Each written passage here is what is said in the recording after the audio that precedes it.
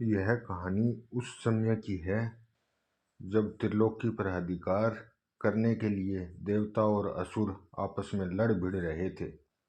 देवताओं ने अपने विजय के लिए अग्निरस बृहस्पति को और असुरों ने भार्गव शुक्राचार्य को अपना पुरोहित बनाया। ये दोनों ब्राह्मण भी आपस में बड़ी होड़ रखते थे। जब युद्ध में देवताओं ने असुरों को मार डाला तब शुक्राचार्य ने उन्हें अपनी विद्या के बल से जीवित कर दिया, परंतु असुरों ने जिन देवताओं को मारा था उन्हें बृहस्पति जी जीवित न कर सके। शुक्राचार्य संजीवनी विद्या जानते थे परंतु बृहस्पति जी नहीं जानते थे। इससे देवताओं को बड़ा दुख हुआ। वे घबराकर बृहस्पति जी के बड़े पुत्र कच्छ के पास गए और उनसे यह प्रार्थना की कि भगवान, हम आपकी शरण में हैं, आप हमारी सहायता कीजिए। अमित तेजस्वी वीरपुवर शुक्राचार्य के पास जो संजीवनी विद्या है उसे आप शीघ्र ही प्राप्त कर लीजिए। हम लोग आपको यज्ञ में भागीदार बना लेंगे। शुक्राचार्य आजकल वर्ष पर्वा के पास रहते हैं। देवताओं की प्रार्थना स्वीकार कर कच्छ शुक्राचार्य के पास गया और उससे निवेदन किया, मैं महर्षि अग्नि का पुत्र और देव ऋषि बृहस्पति का पुत्र हूँ। मेरा नाम कच्छ है। आप मुझे शिष्य के रूप में स्वीकार कीजिए। मैं 1000 वर्ष तक आपके पास रहकर ब्रह्मचर्य का पालन करूँगा। स्वीकृति दीजिए। शुक्राचार्य ने कहा, बेटा स्वागत है, मैं तुम्हारी बात स्वीकार करता हूँ।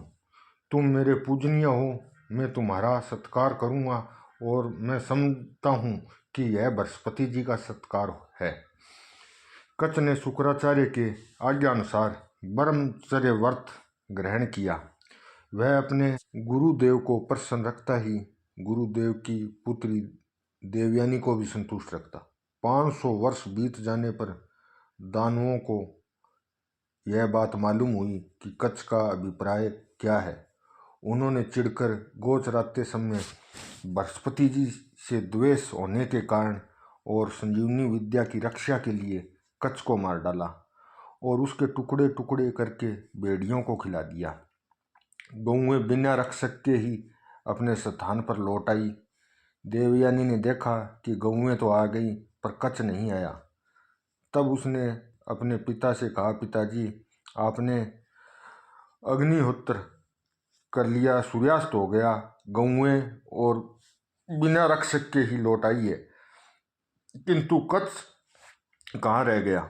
निश्चय ही उसे किसी ने मार डाला या वह समय मर गया। पिताजी, मैं आपसे सौगंध खाकर सच सच कहती हूँ कि मैं बिना कच्छ के नहीं जी सकती। शुक्राचार्य ने कहा, अरे तुम इतना घबराती क्यों है? मैं अभी उसे जिला देता हूँ। शुक्राचार्य ने संजीवनी विद्या का प्रयोग करके कच्छ को पुकारा, आओ बेटा। कच्छ का एक एक अंग भेड़ियों का शरीर छेद छेद कर निकल आया और वह जीवित होकर शुक्राचार्य की सेवा में उपस्थित हुआ। देवयानी ने पूछने पर उसने सारा वृतांत कह सुनाया। इसी प्रकार असुरों के मारने पर दूसरी बार भी शुक्राचार्य ने कच्छ को जिला दिया। तीसरी बार असुरों ने नई युक्ति की। उन्होंने कच्छ को काटकर आग से जलाया और उसके शरीर की राख वारुणी में मिलाकर शुक्राचार्य को पिला दी। देवयानी ने पिता से पूछा, पिताजी, फूल लेने के लिए कच्छ गया, लौटा नहीं, कहीं वह फिर तो नहीं मारा गया?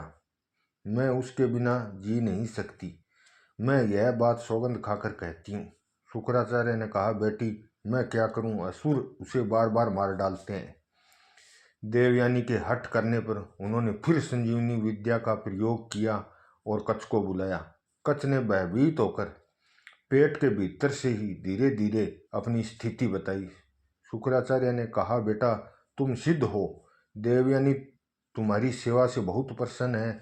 यदि तुम इंद्र नहीं हो तो लो, मैं तुम्हें संजीवनी विद्या बतलाता हूँ। तुम इंद्र नहीं ब्राह्मण हो, तभी तो मेरे पेट में अब तक जी रहे हो। लो यह विद्या और मेरा पेट फाड़ कर निकल जाओ। तुम मेरे पेट में रह चुके हो, इसलिए शौंग पुत्र के समान मुझे फिर से जीवित कर देना। कच्छ ने वैसा ही किया और प्रणाम करके कहा, जिसने मेरे कानों में संजीवनी विद्या रूप अमृत की धारा डाली है वह मेरे माता पिता है।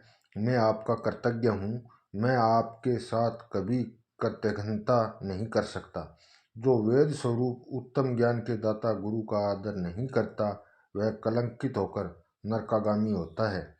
शुक्राचार्य जी को यह जानकर बड़ा क्रोध हुआ कि धोखे में शराब पीने के कारण मेरे विवेक का नाश हो गया और मैं ब्राह्मण कुमार को कच्छ को पी गया। उन्होंने उस समय यह घोषणा की कि आज से यदि जगत का कोई भी ब्राह्मण शराब पिएगा तो वह धर्म भ्रष्ट हो जाएगा और उसे ब्रह्म हत्या लगेगी। इस लोक में तो वह कलंकित होगा ही, उसका परलोक भी बिगड़ जाएगा। ब्राह्मणों, देवताओं और मनु की संतानों, सावधानी के साथ सुन लो। आज से मैं ब्राह्मणों के लिए यह धर्म मर्यादा सुनिश्चित कर दी है। कच्छ संजीवनी विद्या प्राप्त करके सहस्त्र वर्ष पूरे होने तक उन्हीं के पास रहा। समय पूरा होने पर शुक्राचार्य ने उसे स्वर्ग जाने की आज्ञा दे दी। जब कच्छ वहां से चलने लगा तब देवयानी ने कहा, ऋषि कुमार, तुम सदाचार, कुलीनता, विद्या, तपस्या और जितेंद्रियता के उज्जवल आदर्श हो। मैं तुम्हारे पिता को अपने पिता के समान ही मानती हूँ। मैं गुरु ग्रह में रहते समय तुम्हारे साथ जो व्यवहार किया है उसे कहने की आवश्यकता नहीं। अब तुम स्नातक हो चुके हो। मैं तुमसे प्रेम करती हूँ, तुम्हारी सेविका हूँ। अब विधि पूर्वक तुम मेरा पानी ग्रहण करो।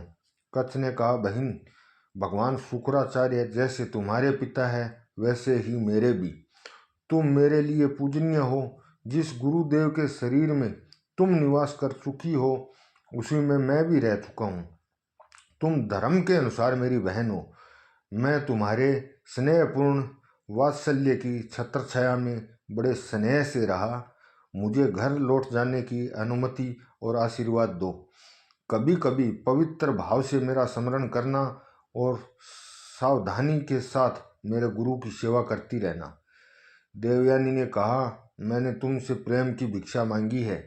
यदि तुम धर्म और काम की सिद्धि के लिए मुझे अस्वीकार कर दोगे तो तुम्हारी संजीवनी विद्या सिद्ध नहीं होगी। कच्छ ने कहा, बहन, मैंने गुरुपुत्री समझकर ही अस्वीकार किया है, कोई दोष देकर नहीं। गुरुदेव ने भी मुझे इसके लिए कोई आज्ञा नहीं दी थी। तुम्हारी जो इच्छा हो श्राप दे दो। मैंने तुझसे ऋषि धर्म की बात कही थी।